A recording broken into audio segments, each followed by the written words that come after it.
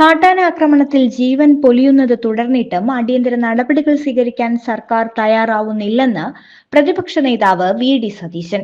2 ദിവസത്തിനിടെ 3 ജീവനാണ് കാട്ടാന ആക്രമണത്തിൽ പൊലിഞ്ഞത്.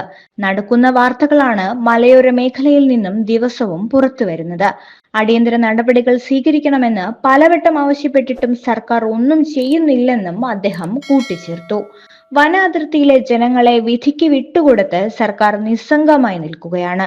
ആനകൾ കൂടുതലായി ഇറങ്ങുന്ന സ്ഥലങ്ങളിൽ പ്രത്യേക സംഘത്തിന്റെ നിരീക്ഷണം ഉറപ്പാക്കി ജനങ്ങൾക്ക് സംരക്ഷണമൊരുക്കാൻ സർക്കാർ അടിയന്തര നടപടി സ്വീകരിക്കണം.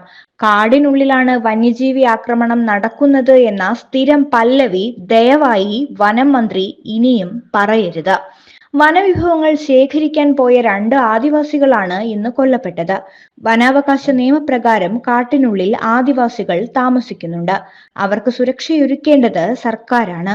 ദിവസവും വന്യജീവി ആക്രമണം ഉണ്ടാകുന്നത് അസാധാരണ സാഹചര്യമാണ്. യഥാർത്ഥ പ്രശ്നത്തെ അഭിമുഖീകരിക്കാത്ത സർക്കാരും വനം വകുപ്പുമാണ് ഇതിൽ ഒന്നാം പ്രതി. ഈ വർഷം ഇതുവരെ 18 ജീവനുകളാണ് വന്യജീവി ആക്രമണത്തിൽ പൊലിഞ്ഞത്.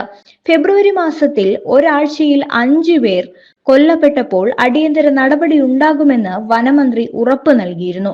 എന്നാൽ ചെറുവിരൽ അനക്കിയിട്ടില്ല.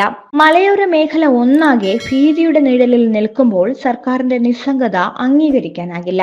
റിപ്പോർട്ട് തേടി എന്നത് മാത്രമല്ല വനമന്ത്രിയുടെ ജോലി. അടിയന്തര നടപടികൾ സ്വീകരിക്കാൻ കഴിയുന്നില്ലെങ്കിൽ വനമന്ത്രി എന്തിനാണ് സ്ഥാനത്തിരിക്കുന്നത്? വി.ഡി. സതീശൻ ചോദിച്ചു.